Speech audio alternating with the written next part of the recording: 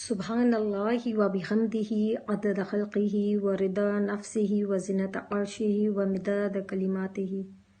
رب اشرح لی صدری و یسر لی امری واحلل عقدۃ من لسانی یفقہوا قولی واجعل لی وزیرا من اہلی۔ اعوذ باللہ من الشیطان الرجیم، بسم اللہ الرحمن الرحیم۔ السلام علیکم ورحمۃ اللہ وبرکاتہ۔ امید ہے آپ سب لوگ خیریت سے ہوں گے انشاءاللہ تعالی۔ پچھلی جو میری آڈیو تھی وہ حسد کے اوپر تھی اور آج اس کا دوسرا حصہ ہے، اور میں پہلے یہ بتانا چاہوں گی کہ حسد اور رشک میں فرق ہوتا ہے۔ رشک کرنا اچھی بات ہے، حسد نہیں۔ اللہ تعالیٰ فرماتا ہے رشک دو آدمیوں پر ہونا چاہیے، ایک جسے اللہ مال عطا کرے اور وہ اسے جائز جگہوں میں خرچ کرے، دوسرا وہ جسے اللہ علم کی دولت عطا کرے، حکمت، اور وہ اس کے مطابق فیصلہ کرتا ہو اور تعلیم دیتا ہو۔ حسد کی بنا پر جیسے قابیل نے حابیل کو مار ڈالا جو آدم علیہ السلام کے بیٹے تھے۔ حابیل کی قربانی کو اللہ نے قبول کیا جو قابیل کو برداشت نہ ہوئی۔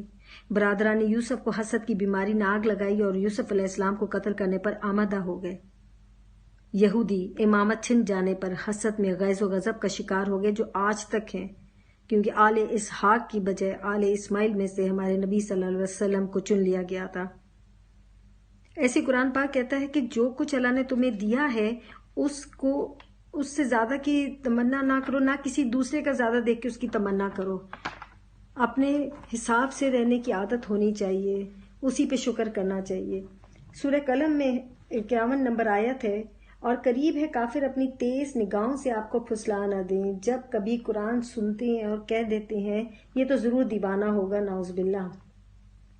اس آیت سے اللہ کی طرف سے یہ خبر دی گئی ہے کہ انسان کی نظر میں ایسی تاثیر ہوتی ہے جو کسی بھی انسان کے جسم و جان پر اثر انداز ہوتی ہے، اور رسولوں پر بھی اس کے اثر ہونے کی گنجائش ہوتی ہے، لیکن اللہ کی حمایت کی وجہ سے وہ بچ جاتے ہیں۔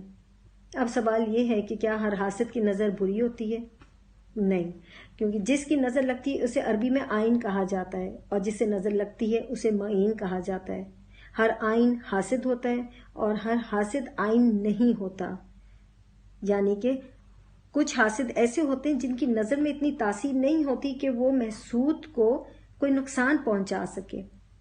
جن کی نظر لگتی ہے وہ بھی دو قسم کے ہوتے ہیں، ایک وہ جو جان بوجھ کر نظر لگاتے ہیں، انہیں پتہ ہوتا ہے کہ ان کی نظر میں شر ہے، دوسرے وہ جن کی نظر میں تاثیر تو ہوتی ہے پر وہ جان بوجھ کر نظر نہیں لگاتے، مگر ان کے دل میں پائے جانے والا حسد اس بات کا سبب بن جاتا ہے۔ جنات کی بھی نظر لگتی ہے اور وہ بڑی سخت نظر ہوتی ہے، اور بڑوں کی نسبت بچوں پہ زیادہ لگتی ہے۔ اس کی کچھ سمٹمز علامات ہیں، جیسے اچانک غیر معمولی تبدیلی ذہنی اور جسمانی، ہلکے پڑنا، رنگ پیلا پڑ جانا، جسم پہ کالے دھبے پڑنا، نیلے دھبے پڑنا، سینے میں کھچاؤ محسوس ہونا، سر درد، کسی سے ملنا نہیں، دل ڈوبنے کی کیفیت جسے ڈپریشن بھی کہتے ہیں، زیادہ گرمی محسوس ہونا۔ یہ کچھ ان میں سے تو احادیث کے مطابق ہے، اور کچھ جو ہیں وہ تجزیہ کر کے اس بنا کے اوپر ہیں جو لوگوں کے ساتھ ہوتا ہے اس کو سامنے نظر میں رکھتے ہوئے ہوتا ہے۔ کیونکہ ہمارے جو سب سے زیادہ حالات اسی لیے خراب ہوتے ہیں کہ نہ ہم اذکار کرتے ہیں اللہ تعالیٰ کے، نہ ہی قرآن کی تلاوت کرتے ہیں، اور اسی لیے ہم زیادہ تر ان بری چیزوں کے حصار میں آ جاتے ہیں۔ بخاری شریف میں ہے 5739، ام سلمہ کے پاس رضی اللہ تعالیٰ عنہ کے پاس ایک بچی بیٹھی تھی، اس کا رنگ پیلا تھا اور کالے دھبے پڑے تھے۔ آپ صلی اللہ علیہ وسلم نے اسے دیکھتے ہی کہا کہ اسے نظر بد ہے، رقیہ سے علاج کرو۔ بخاری شریف میں ہے کہ آپ صلی اللہ علیہ وسلم نے کہا کہ العین حقن، نظر کا لگ جانا حق ہے۔ حضرت جعفر جو آپ صلی اللہ علیہ وسلم کے کزن بھی تھے، ان کے بچوں کو دیکھ کر آپ نے بولا کہ بہت کمزور ہو گئے ہیں، تو کسی نے کہا ان کو نظر لگ جاتی، تو آپ صلی اللہ علیہ وسلم نے کہا کہ ان کے اوپر دم کرواؤ۔ سورہ یوسف کے اندر آیت نمبر 67 ہے، یعقوب علیہ السلام نے کہا میرے بچوں تم سب ایک دروازے سے نہ جانا بلکہ کئی جدا جدا دروازوں سے جانا۔ اس کی وجہ یہی تھی کہ کہیں نظر نہ لگ جائے، کیونکہ برحق ہے۔ حضرت سہیل نہا رہے تھے تو عامر بن ربیہ نے ان کو دیکھا تو ان کے جسم کو دیکھ کے بولے کہ یہ تو کنواری لڑکی کے سے بھی خوبصورت جسم ہے۔ وہ اسی وقت گر گئے حضرت سہیل اور بے ہوش ہو گئے۔ آپ صلی اللہ علیہ وسلم کے پاس لایا، اپنے ماجرا پوچھا تو حضرت ربیہ رضی اللہ تعالیٰ عنہ کو بلایا اور ان سے کہا کہ وضو کرو، اور پھر اس پانی سے حضرت سہیل رضی اللہ تعالیٰ عنہ پر ڈالا اس پانی کو، تو وہ بالکل ٹھیک ہو گئے۔ اور ربیہ رضی اللہ تعالیٰ عنہ کو ڈانٹا کہ کس بات پر تم اپنے مسلمان بھائی کو قتل کرتے ہو، برکت کی دعا دیا کرو۔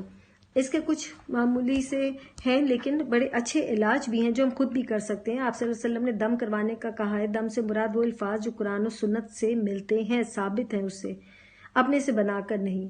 جیسے بچہ اگر بلا وجہ روئے تو سورہ فاتحہ کا دم کریں، ایاک نعبد و ایاک نستعین پڑھیں. یہ توحید کا بھی خلاصہ ہے اور اللہ بھی مدد کرتا ہے. آیات شفا پڑھیں، سورہ بقرہ کی تلاوت کی پابندی کریں، روز ایک صفحہ پڑھیں. جب سورہ بقرہ ختم ہو جائے اس کو پھر سے شروع کریں.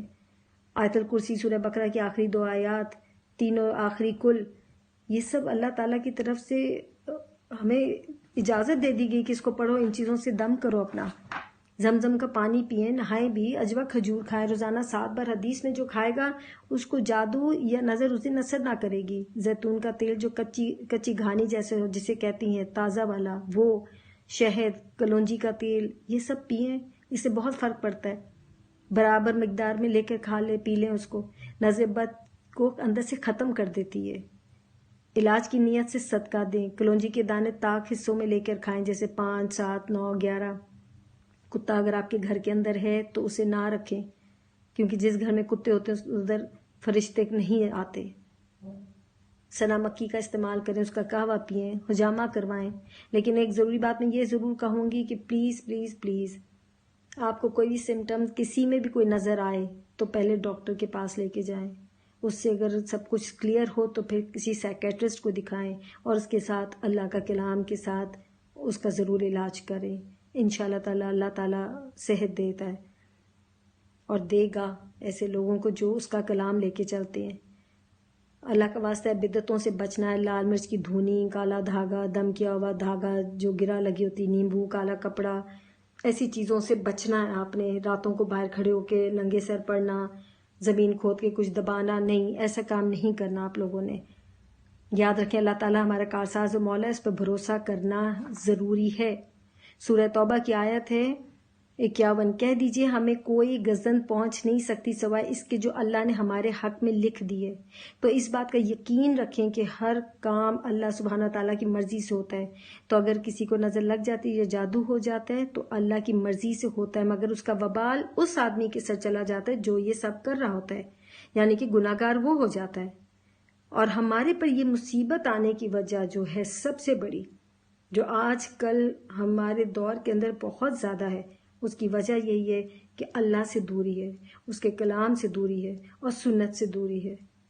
تو اپنی پروٹیکشن، اپنے بچوں کی پروٹیکشن کے لیے دن رات اللہ کے اذکار ضرور پڑھیں، خاص کر کے آیت الکرسی، سورہ فاتحہ، سورہ بقرہ کی آخری 2 آیات اور تینوں کل 3 بار صبح شام پڑھ کر حصار باندھیں اپنے پہ اور اپنے بچوں پہ. اور میں آپ لوگوں کو ایک کتاب فارورڈ کر رہی ہوں، ایاک نستعین، اور اس کے اندر جتنی بھی آیتیں ہیں اور جتنی بھی دعائیں ہیں وہ سب قرآن و حدیث سے ہیں، اور ان سب باتوں کے لیے اس میں سب کچھ موجود ہے. خاص کر کے صفحہ 36، 37، 38، 39 اور 40 وہ ان سب چیزوں کے لیے. تو آپ جب اس کا روزانہ دن رات اس اذکار کو آپ پڑھیں گے تو آپ خود محسوس کریں گے کہ آپ اپنے آپ کو کتنا سیف فیل کرتے ہیں. اور انشاءاللہ تعالیٰ اب اس کا تیسرا حصہ میں جلد آپ لوگوں کے گوش گزار کروں گی. آپ سب اپنا بہت خیال رکھیں. السلام علیکم ورحمۃ اللہ وبرکاتہ.